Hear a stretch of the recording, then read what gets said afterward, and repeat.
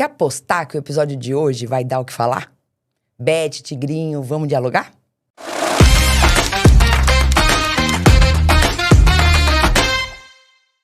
Pessoal, hoje o nosso episódio é especial porque a gente está aqui com a doutora Camila Petroni e ela vai falar com a gente sobre esse assunto que tá aí, né? A gente quer saber o que as pessoas pensam e como que alguém que atua nessa área há 15 anos pode trazer, né, informações pra gente, como que ela enxerga todo esse mundo. Então, doutora Camila, sócia do Petroni Garcia Advogados, atuante na indústria do entretenimento há 15 anos.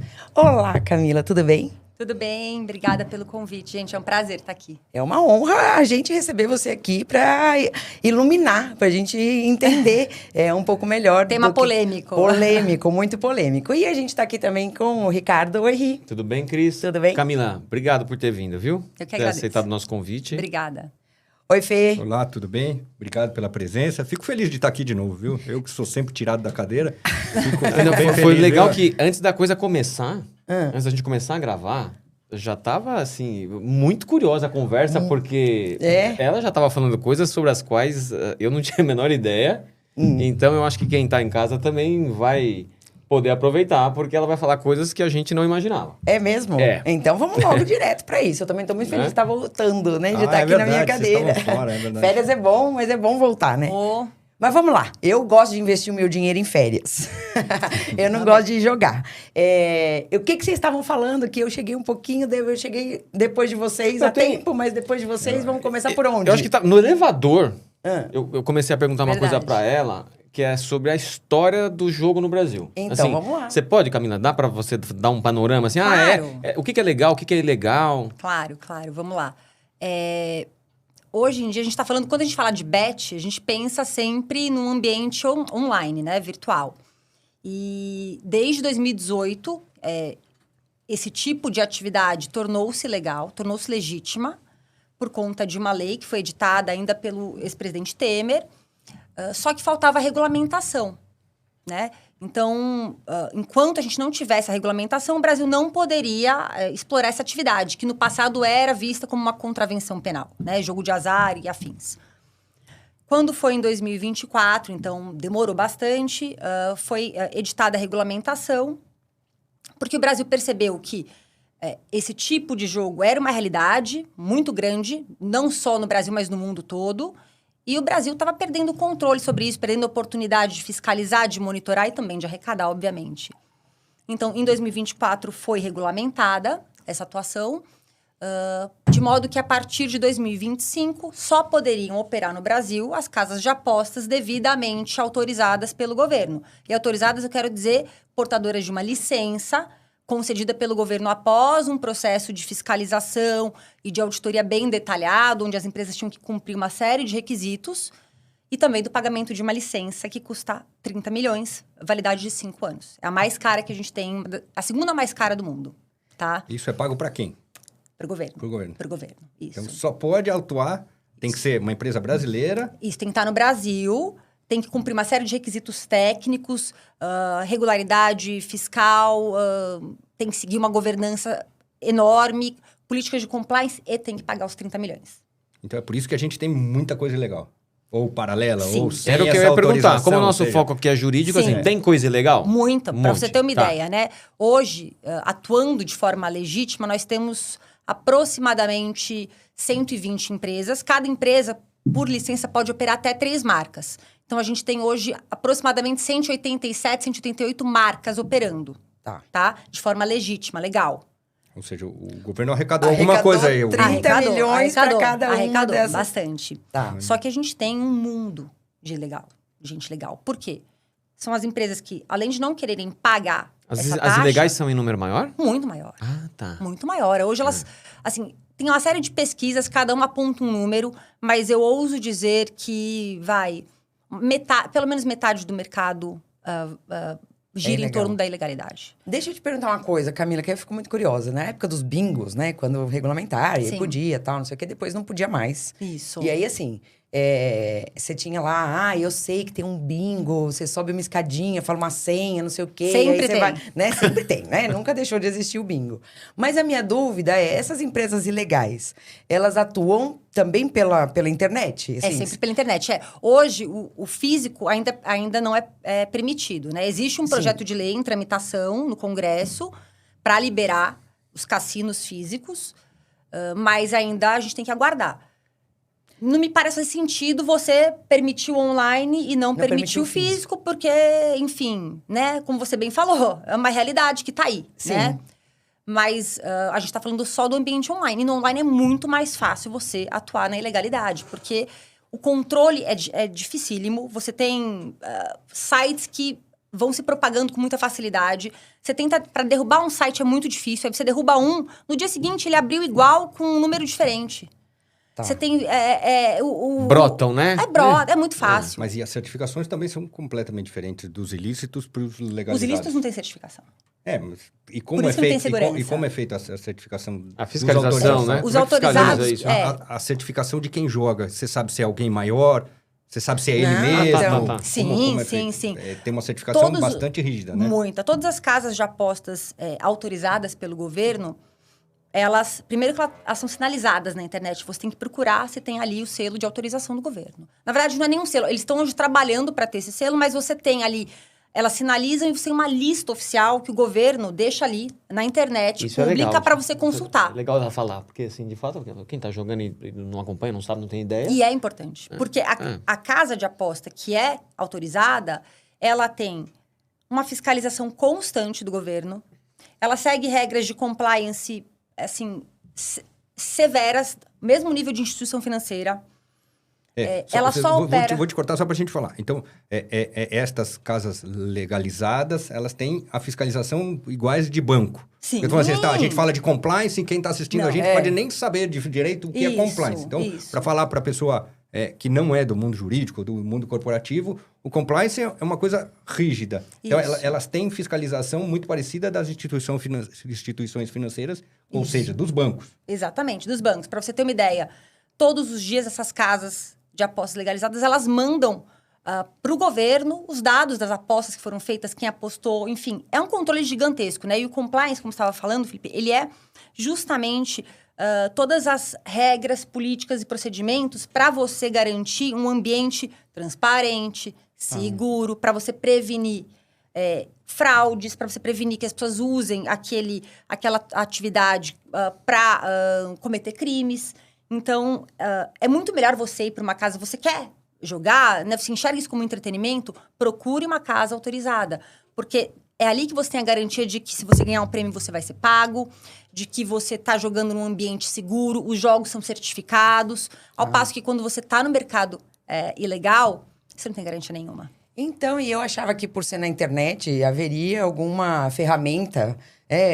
que facilitasse essa fiscalizasse fiscalização. com mais facilidade. Porque assim, na minha ideia, é muito mais difícil eu descobrir onde é que é aquela portinha, onde tem uma casa de bingo, do que você ter uma ferramenta... Não, porque pensa que são muitos sites o tempo todo, o tempo todo, você não tem né? controle. Aí você vê, por exemplo, nas redes sociais, as pessoas divulgando esses sites. Os ilegais. Os ilegais. E mesmo esses influenciadores famosos, tem muitos que... Tem muitos. Então, assim, a melhor forma de combater não é derrubar os sites, porque isso é uma missão impossível. Tirar a água do mar de canequinha, você ir atrás de onde? Você ir atrás de quem divulga e da instituição de pagamento que opera. Porque a casa de aposta ela precisa de alguém para fazer a movimentação financeira. Então, é nessas duas pontas que você consegue fiscalizar e derrubar. Tá. E normalmente esses ilegais acabam usando uma instituição financeira que é fora do Brasil. Geralmente eles não usam instituição financeira. Fora do Brasil, não, porque hoje em dia aqui você não pode usar cartão de crédito nesse mercado. É só Pix, né? Transferência eletrônica. E aí você precisa de alguém aqui no Brasil, ou uma instituição financeira, ou uma instituição de pagamento. Tem que ter autorização pelo Banco Central para operar. Então você já tem esse controle grande. Então. Os ilegais, eles usam empresas que não são nem instituição financeira, nem instituição de pagamento, que não são autorizadas pelo Banco Central, mas que atuam como intermediação. Então, o cara vai lá e fala, paga pra mim. É um mercado paralelo. É um mercado paralelo. E a chance do cara sumir com o teu dinheiro é gigante. Tá. Você não tem segurança nenhuma. Me chamou a atenção uma coisa que você falou. Que você falou que é uma certa hipocrisia permitir as bets e proibir os cassinos. Mas tem um movimento aí para liberação de cassinos, não tem? Em que pé que tá isso aí? Eu queria só completar essa, porque assim, pelo pouco que eu vi, não entendo absolutamente nada disso, mas que as bets foram liberadas porque não é considerado um jogo de azar. Isso. Então, em tese, você tem ali como uma bolsa, você tem apostas que têm maiores condições de ganhar e menores. Então, quem vai jogar, ele pode fazer apostas mais arriscadas e apostas menos arriscadas. Claro que a menos arriscada você ganha menos, e a mais arriscada, se você ganhar, você ganha mais dinheiro. Isso. Mas assim, funciona, pelo menos, aqueles que quando começaram a sustentar que isso devia ser liberado, fundamentavam isso, que não é um jogo de azar, porque tem probabilidades e possibilidades, então que a aposta é algo racional. A premissa inicial é a seguinte: toda casa de aposta ela tem que deixar muito clara para o jogador quais são as regras daquele jogo, quais são as chances dele ganhar e dele perder. E tudo isso tem que ficar claro ali, tem que ser de fácil ciência. Quando a gente pensa, né, em jogo de azar, a gente tem que voltar no contexto histórico, né? Brasil, onde tinha uma época em que a gente tinha uma realidade de cassinos e afins, e que, de repente, isso vira proibido por conta de um contexto político, e aquilo começa a ser enxergado como uma atividade de vadiagem, né? Enfim, tem toda uma questão envolvendo... Contravenção. Exatamente. Então, assim, moral você tem um peso histórico para esse tipo de classificação que não cabe mais nos dias atuais, né? A sociedade mudou. Hoje em dia, a internet, principalmente depois da pandemia, ela ganhou uma relevância muito grande na vida. O ser humano, ele gosta de entretenimento de modo geral, né? E está cada vez mais dependente do celular para isso. E hoje em dia, já tem uns bons anos, eu diria que desde 2018, 19, 20, passou a fazer parte da realidade do brasileiro isso. Principalmente as apostas, né, esportivas que nascem. O brasileiro gosta de esporte, gosta de futebol. Sempre existiu a cultura de fazer o bolão e coisa e tal, né? Sim. Então, o que foi acontecendo foi que o mundo passou a olhar de forma diferente para isso. E enxergar que, olha, eu tenho uma realidade que eu não consigo mudar. Eu não consigo entrar na vida de cada um e falar, não faça isso. Porque, enquanto não existe aqui no Brasil, as pessoas jogavam em sites internacionais. Então, eu vou fazer o quê? Eu vou pegar essa realidade e vou regulamentar. Eu vou trazer ela para o meu contexto e para o meu controle, onde eu consigo garantir um mínimo de segurança. Tá. Por isso que eu acho que a importância do mercado regulado, né? A importância do mercado regulado é pegar algo que já faz parte da nossa vida e transformar isso em algo mais seguro, em algo mais transparente, em algo mais controlado, com regras, para que a gente possa fazer o uso, né? Mas aí, já acontece. Eu queria insistir na minha pergunta. Tá. Que motivo existe? Que motivo existe para permitir, então, bets, tigrinho, por exemplo? A gente não chegou no tigrinho ainda, mas daqui a pouco você pode Inevitável. falar. Inevitável. Que motivo existe para permitir esse tipo de jogo e proibir cassino físico? É a pergunta que eu me faço também todo dia. Na tem verdade, algum projeto? Tem. A gente atualmente tem um projeto de lei em tramitação, né? Ele está no Senado. Ele entra em pauta, sai de pauta, entra em pauta, sai de pauta. Por N questões, né? Acho que, diante de tudo que a gente tem vivido, né, na esfera política nos últimos anos, a gente sabe que existe a questão de bastidor, de você perceber qual que é o melhor momento para levar um tema para votação. É um tema sensível, porque você tem ali uma bancada evangélica muito forte, que tem uma posição contrária. Mas, por outro lado, quando você olha para essa realidade e olha naquele projeto, você percebe ali que existe também um interesse de aproveitar essa nova atividade para gerar economias de lugares que estão travados desde a pandemia, para gerar emprego. Enfim, é uma forma de você pegar uma atividade nova, construir, abrir um mercado para aquilo e trazer benefícios para todo mundo ali em volta. Mas depende de aprovação, né? A lei está em tramitação. Sempre existe aquela expectativa de que até o fim do ano ela vá à votação ou não, mas, sinceramente, não sei te dizer. Mas eu vou insistir na minha pergunta também. Não é porque tem uma diferença grande entre as bets e o jogo de azar? Ou seja, as apostas esportivas não são consideradas, em tese, um jogo de azar. Mas o tigrinho Mas o tigrinho não é legalizado. Mas é um jogo online. Mas é caça-níquel, É um jogo online. Também é de azar. A questão é a seguinte... os jogos... Hoje a gente tem dentro das casas de apostas... A gente tem as apostas esportivas e os jogos online. Tá? Os jogos online, a gente tem essas modalidades todas. A gente tem Crash Games, slot... Tudo que a gente está falando aqui. Roleta, tigrinho e afins. Só que esses jogos, eles são todos... Para que um operador possa ofertá-los, eles são certificados por um laboratório internacional que vai garantir que tem os critérios de aleatoriedade, randomicidade, que aquilo ali não foi feito só para perde, sabe? Isso tudo que é divulgado por aí. Ao passo que, para você fazer tudo isso, é caro. Tá. Né? É caro. Então, você tem as... E tem que ter a licença dos 30 milhões também? Não, é mais caro. O jogo...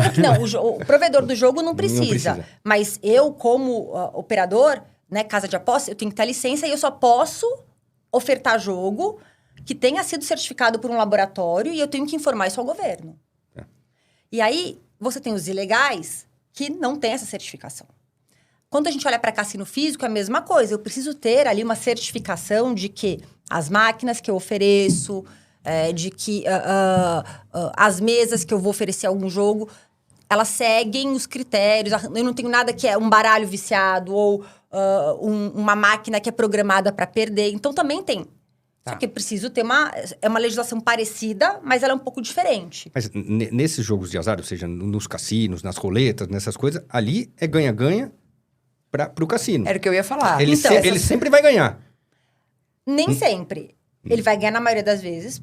Não, mas se fechar num contexto, se você fechar um ano de cassino, a banca sempre vai ganhar. Eu penso que sim, senão não tem razão dele existir, né? Sim. Então, mas é que sempre um cassino mas oficial... ela tem que ter probabilidade de quanto ele está ganhando. Ele não pode ganhar muito. Não, na verdade, eu acho bem engraçado, porque assim, eu fui estudar algumas coisas, mas mais pro lado da psicologia. E assim, é engraçado que sei lá, esse laboratório ou esse teste que é feito tanto nas máquinas e tal, me parece que ele é feito... me parece uma coisa meio para inglês ver. Por quê? Porque é justamente o fato de que de vez em quando a pessoa ganha, e o jogo não é só perde, que faz com que as pessoas continuem jogando. Porque se você entrar num jogo em que você só perde, uma hora você vai parar. Então, assim, sob a ótica da psicologia, né, do que eu li... De vez em quando a pessoa precisa ganhar. De vez em quando a pessoa precisa ganhar, justamente... E ela vira, inclusive, a propaganda. Fala assim, olha, eu fui jogar lá e eu ganhei. É por isso que outras pessoas vêm. Então, eu acho muito engraçado a gente pedir uma certificação para dizer assim, olha, não é viciado, quando é óbvio que a gente sabe que a casa sempre ganha. Então, assim, eu vou ganhar hoje, eu vou ganhar 1.000... Mas esses 1.000 que eu ganhei vão gerar uma publicidade, né? Eu vou falar para os meus amigos, gente, eu fui lá e ganhei $1.000, eu fui no cassino e ganhei $1.000. As pessoas vão querer ir, mas a longo prazo é evidente que para se sustentar a existência de um cassino, seja ele online, né? Um jogo, ele vai ter que ganhar. É para isso que ele... Então, assim, eu acho muito engraçado, eu acho muito... Mas é porque, assim... Curioso. A certificação, ela tá ali para garantir que, por exemplo, não vai acontecer o que muita gente fala que vive... no tigrinho é assim. Você joga, começa a ganhar. E aí, quando você chega no valor tal, você perde e vai perder de qualquer jeito. Não é assim. Tá, não é programado. O mecanismo é que não é esse, né? Exatamente. É isso, tá. É pra provar cassino, que o mecanismo não é esse. A gente tem que pensar sempre nesses jogos, assim, como um entretenimento. Na verdade, a graça não é porque você... Eu não vou pro cassino querendo ganhar o tempo todo. Eu tô indo pelo entretenimento que aquele ambiente todo me proporciona. Não é um negócio, né? É como eu vou viver daquilo. Teatro, é uma experiência. Isso, não vou viver daquilo. Exatamente. Pelo menos o certo é não querer viver daquilo. Mais ou menos assim, entretenimento, cinema. Você vai lá e paga R$100 pra assistir um filme. Então, isso. assim, eu entro num cassino que eu não pago nada pra entrar, e aí eu gasto lá, sei lá, R$100 Você pode não jogar, você pode jogar, e a experiência. E a experiência toda a que eu tô experiência vivendo, que você vive ali. Mas você falou do lance do cassino. Me lembrou as festas que tinha na pandemia? Que eram anunciadas como eventos, né? E tinha assim, todos os protocolos serão observados. Que protocolos, meu? Então vai juntar lá milhares de pessoas, se alguém tiver com Covid, é mais ou menos isso. Eu só enfim, acho... Mas eu entendi, assim, a gente tem que manter um mínimo de ética, né, no jogo, para que, assim, não vai acontecer esse mecanismo de ganha, de repente perde, ou seja, você vai... A verdade é assim, traduzindo, você pode perder a qualquer momento. Né? Você pode perder a qualquer momento, mas você pode ganhar também. Mas você pode ganhar a qualquer momento, não é carimbado. De novo, o maior erro tá justamente na perspectiva ou na expectativa, na verdade, de que, eu vou ao cassino para ganhar um... Não, gente. Ou eu vou jogar nessa casa de aposta. Não, você não tem que pensar que você vai ganhar dinheiro. Aí que tá o erro. Não é um então, negócio. mas é aí que acho que os influenciadores acabam né, prejudicando. As casas certificadas, elas têm, dentre todas as regras, elas têm regras para publicidade. Eu não posso, por exemplo, fazer publicidade com um influenciador que seja menor de idade, ou que pareça ser menor de idade, ou que tenha um público de menor de idade, por exemplo. Tá. Eu não posso fazer nenhum tipo de propaganda mostrando quão atrativo é jogar, ou então venha jogar comigo e ganhe. A bet é um investimento. É aquele finalzinho, jogue com responsabilidade, já viu? Não. O jogue com responsabilidade, eu acho que é o paralelo que eu fiz aqui seguimos todos os protocolos. Porque a responsabilidade no fim Ricardo, se você for analisar isso como um entretenimento, aí tá ok, acho que é isso. Tá aí certo, tá tem que falar, joga com responsabilidade, como tem que ter no maço de cigarro, olha, esse produto causa câncer. Cara, do ponto de vista psicológico, né? Eu sei que não tem nada a ver, mas assim, do ponto de vista psicológico, é exatamente isso que o cara que eu tava ouvindo falou. Ele falou assim, gente, o que acontece é o seguinte, né, com jogos, e porque acaba sendo um pouco pernicioso pras famílias, enfim. Porque assim, a informação não faz você não virar adicto àquilo. Então, assim, eu sei que fumar causa câncer, eu sei todo o mecanismo, eu sou uma pessoa que eu tenho capacidade cognitiva para entender o quanto o cigarro me faz mal. E ainda assim, eu não consigo parar de fumar. Então, assim, jogue com responsabilidade é mais... O mecanismo é esse, ó. É você escrever lá, e faz mal para a saúde, tá? Ok, isso, né? Mas... Tô sabendo. Sim. Mas você vira adicto, né? Então, assim, eu acho engraçado eu que acho que é uma a gente quer dar uma cara de... Olha, você tem a capacidade de decidir e tal, né? E eu entendo, assim, já existia, e eu sou a favor da regulamentação, obviamente, porque se já existia, é melhor você regulamentar do que você deixar a coisa correr. E isso serve, né, como você mesmo falou, serve para lavagem de dinheiro, serve para a prática de outros tipos de crime, né? Você tem um volume de dinheiro muito grande e isso, obviamente, alimenta a criminalidade. Então, assim, eu sou super a favor, mas eu acho que a questão acaba... Um pouco hipócrita. É um pouco hipócrita, entendeu? Tá. É um pouco hipócrita porque... Mas agora, de qualquer forma, né? Já que existe, é melhor regulamentar. Melhor regulamentar. Porque porque vai existir, entende? Não vão segurar o estouro da boiada com água benta. Não, exatamente. Então, e assim, melhor... existe uma questão que é o seguinte, a gente percebe que o mercado, de um modo geral, a desinformação é o que predomina. Na verdade, a informação é equivocada. Então, hoje, é muito mais fácil divulgar os problemas que acho que existem, ou criar outros problemas, jogar nas costas das casas de apostas, do que mostrar a parte certa. Ou seja, do que desincentivar as ilegais, ou mostrar todo o serviço e todas as regras que são submetidas os autorizados. É muito mais fácil vende mais jornal, eu falar, olha... tem menores de idade jogando. Tem menor de idade. Tá acabando com o dinheiro... aumentou o endividamento. Caiu o número de compras de eletrodomésticos em linha branca por causa... Não é, gente. Não é isso. Só que isso vende. Então, é muito melhor eu ir para um lado de fazer uma verdadeira caça às bruxas do que, na verdade, eu tentar prestar a informação correta. E por que eu tô falando isso? Porque, por exemplo, essa questão da ludopatia, né? Que é o vício. Existe? Claro que existe. Mas não existe... num número alarmante que é divulgado hoje. A gente tem diversas associações internacionais, inclusive, que fazem esses estudos, que acompanham, e tem uma série de material publicado nas maiores revistas de medicina e afins, falando justamente que o número dos adictos não é o número que se propaga por aí. Claro que existe, sim, mas não é nessa dimensão que é anunciada. O que acontece é o seguinte, muitas vezes, com base numa propaganda enganosa ou com base numa expectativa diferenciada, a pessoa entra naquilo, perde dinheiro e acha que é ali que ela vai recuperar. E não é assim. Só que isso é diferente da ludopatia. Tá. A ludopatia é um nível onde você esquece de tudo, coloca tudo em jogo ali pra jogar. Tá. É diferente. Entendi.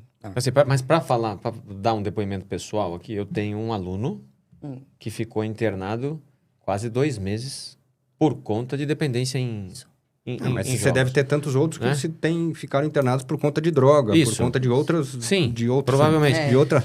Né? Eu queria perguntar uma problemas. outra coisa curiosa, porque que também a gente subiu falando a respeito. Devia ter E aí chegado mais cedo. ela falou do pôquer, das mesas de pôquer. Porque, de fato, quando eu via isso, né, você vê jogadores famosos, nas casas de pôquer e tal, eu pensava, gente, mas como pode isso? Não era proibido? E qual a explicação, Camila? O pôquer, ele é um esporte. Oficialmente é conhecido como esporte da mente, porque no pôquer predomina a estratégia do que a sorte.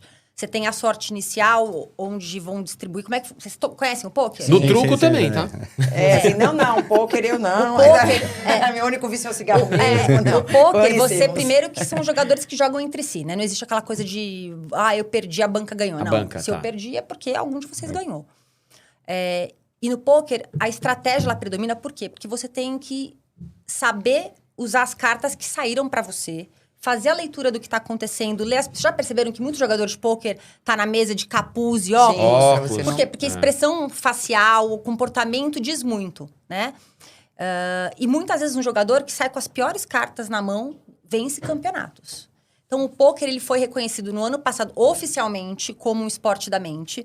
Ele passou a fazer parte da International Mind Sport Association, que é a Associação Internacional dos Esportes da Mente, que tem xadrez. Ele quer falar, é como se fosse um xadrez. Exatamente. Como se fosse... E o pôquer é tratado como um jogo, então, de habilidade, um esporte. E no Brasil, o pôquer enfrentou no passado muito questionamento. Eu me lembro quando eu comecei a trabalhar com isso, a gente tinha o Brazilian Series of Poker, que é o maior campeonato de pôquer fora, né, dos Estados Unidos. Começou aqui no Brasil e fechava um evento, e, enfim, cada hora era a polícia ali. A gente sempre entrava com ação para conseguir liberar com base nesse argumento, e a gente foi construindo uma jurisprudência favorável. E hoje em dia, o pôquer, ele é encarado, sim, como uma atividade de habilidade. E você vai ver muitos clubes de pôquer por aí, campeonatos acontecendo, porque, de fato, é assim que ele é visto. Eu acho que a gente tinha pode que lutar... ter dinheiro, e pode ter dinheiro no meio sem problema nenhum. Porque Sim, todos os esportes, né? O tênis, você é o campeão, você ganha. Futebol, você ganha dinheiro, acho né? que a gente tinha que lutar para incluir Mas é que o os truco. participantes entram Nessa associação. Hein? A gente tinha que lutar para incluir o truco nessa associação. O truco ganhando relevância, No truco, talvez a gente tivesse alguma chance. Mas assim, é o boteco que a gente jogava truco. Eu zero. Eu tenho uma medalha de truco. No truco, né? Então, tá vendo? Eu ganhei uma vez, eu e o tio da perua. O truco universitário, gente, ele O truco universitário o truco é uma instituição da faculdade, né? Se você não passou pela faculdade, o problema é que ele acontece numa época que a gente não tem dinheiro, né? É verdade, pior que é verdade. No máximo, são umas cervejas ali na aposta. E aí, então o pôquer, você acha que os outros jogos, você acha que as apostas... Porque, assim, eu também vi que tem muita gente que encara mesmo, por exemplo, aposta esportiva como uma profissão, como uma... Então, é que né, tem gente que se vende assim, não, agora eu parei de trabalhar, agora eu estudo as probabilidades, as estatísticas e tal. Isso. Você acha que pode caminhar, que existe espaço para um caminho no sentido de dizer, não, bet, aposta em jogo, aposta no que quer que seja, né? Porque você pode apostar em tudo, né? Você pode apostar em absolutamente tudo. Aqui no Brasil, hoje, ela é restrita a eventos esportivos. Então, por exemplo, eu não posso ter... Tava outro dia vendo que...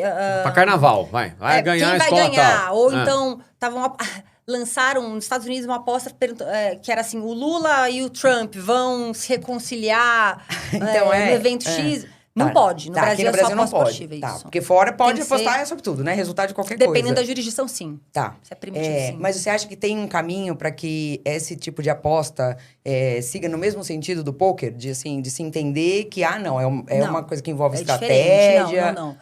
Na verdade, assim, o pôquer, você consegue viver do pôquer, ser um atleta profissional e viver só à base disso. Você tem que estudar o tempo todo, treinar, enfim...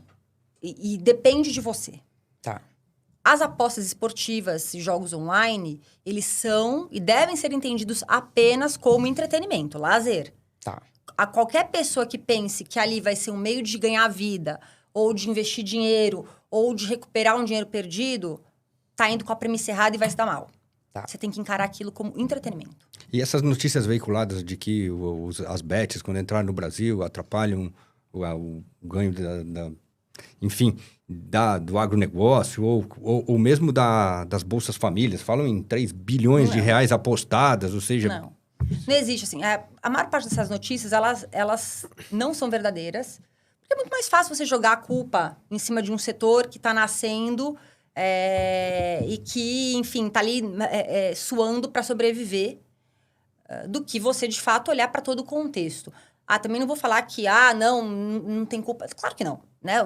Só que a realidade do jogo, ela não é uma realidade que começou a existir agora, gente. Sim. Então, não dá para eu falar que, o que eu estou vivendo agora no cenário político-econômico é por causa das bets. Não. Porque antes, os brasileiros jogavam em sites internacionais. Ou nos ilegais. Então, e você assim, acha que as certificações, principalmente para as pessoas mais simples, facilitam, ou seja... As não regulamentadas, elas têm certificações mais fáceis de você entrar. Com login e senha, você aposta o que você quiser. Então, e nas certificadas, você precisa de outras certificações. Como é que funciona? Nas bets certificadas, você tem um processo de auditoria dos jogadores, ali dos apostadores, bem severo. Que é justamente para garantir a segurança do ambiente. Para garantir que criminosos usem aquele ambiente para lavar dinheiro ou para fraudar, manipular resultado. Então, o processo todo, a jornada, a gente brinca que a jornada do cliente, ela é longa. Tá. Porque tem uma série de autenticações, facial, documentos, checagens. Ao passo que nas irregulares, dá seu nome e você entrou. Eles não checam nem se você é menor de idade. Tá? Então...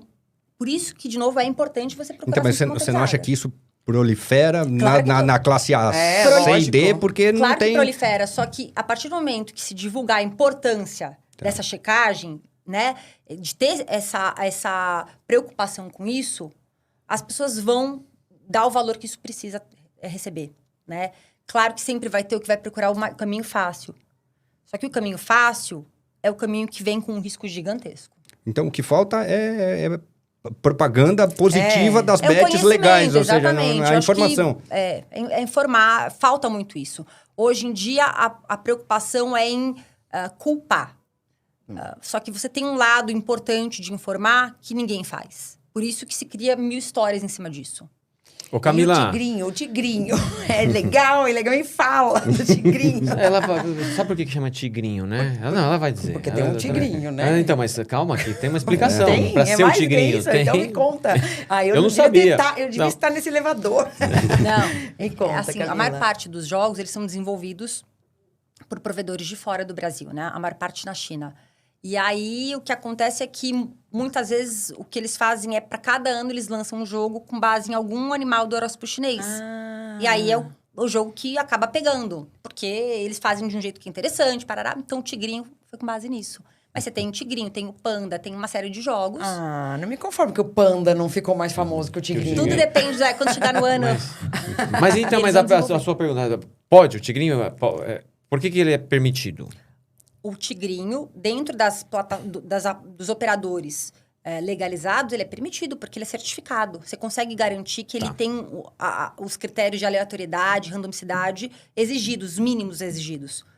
O que acontece é que você tem o tigrinho dentro de operadores que atuam à margem, que não tem controle nenhum, que manipulam o jogo. Mesma coisa das bets, então era isso que eu queria te perguntar. Mas a proporção, você acha que é muito maior? Ou seja, dos tigrinhos legais e dos tigrinhos ilegais, sem certificação, é muito maior do que das bets ou não? É a mesma proporção? Não, hoje em dia eu acho que as ilegais, elas são bem mais... Não, mas do tigrinho especificamente.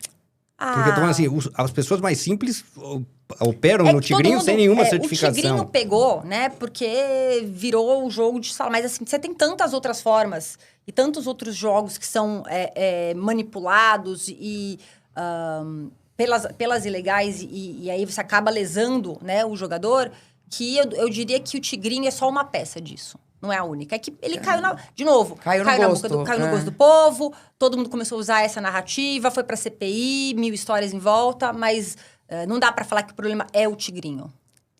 Camila, antes do nosso tempo acabar, que já eu queria perguntar, mas eu preciso perguntar uma coisa pra ela. Então vai, pergunta. Porque assim, o nosso podcast tem um viés, até por conta do nome, né? Que é a questão criminal. E muito se fala na utilização de bets para a prática de crimes. Eu consigo pensar em alguns aqui. Lavagem de dinheiro, golpe. estelionato. E a questão envolvendo manipulação de resultados. Isso. Da sua experiência, assim, o que você pode falar a respeito disso daí? Tá. Isso acontece com frequência? Posso só completar aqui? Porque as bets hoje patrocinam times Isso. e quase todos. Isso. Então, aí é muito pior, porque assim, a influência de uma bet dentro de um time de futebol, sendo que apostam no programa dela dos resultados, ela tem, em tese, alguma influência aí. Você acha que é positivo isto? Veja, o que acontece? Por exemplo, os atletas, dirigentes de times, treinadores, pessoas ligadas a árbitros não podem apostar. Nem os familiares, em tese. Também como é que você... Aí não tem, né? Como é que segura, né? Mas assim, tem como você saber quando a coisa... Porque geralmente, a manipulação de resultado, ela vai estar ligada a quê? Ela vai estar ligada a um evento específico, que é onde tem a maior odd. O que é a odd? É quanto que vai pagar para sua aposta. Assim, é apostar no mais difícil. Isso. Então, assim, dificilmente você vai ter uma manipulação envolvendo, um jogo Palmeiras e Flamengo, eu vou apostar que vai ser muito parecida. Você não vai ter uma odd que vai ganhar. Agora, você apostar que no jogo Palmeiras e Flamengo vai sair um cartão amarelo pro antes jogador dos 5 minutos pro jogador fulano. E aí, de repente, você começa a ver muita gente apostando nisso, é um indício. E aí você tem como... Qual que é a obrigação da casa de aposta? Aconteceu isso, ela tem que investigar e reportar ao COAF. Se ela acha que tem indícios. E pra ela é ruim, porque ela vai gastar muito dinheiro com Sim, isso. pra ela, a manipulação de resultado é ruim pra casa de aposta, porque ela perde uma grana. Sim. Então, a casa de aposta, ela é muito preocupada e vigilante nisso. Então, percebi que teve um evento desse, ou então teve um jogo lá,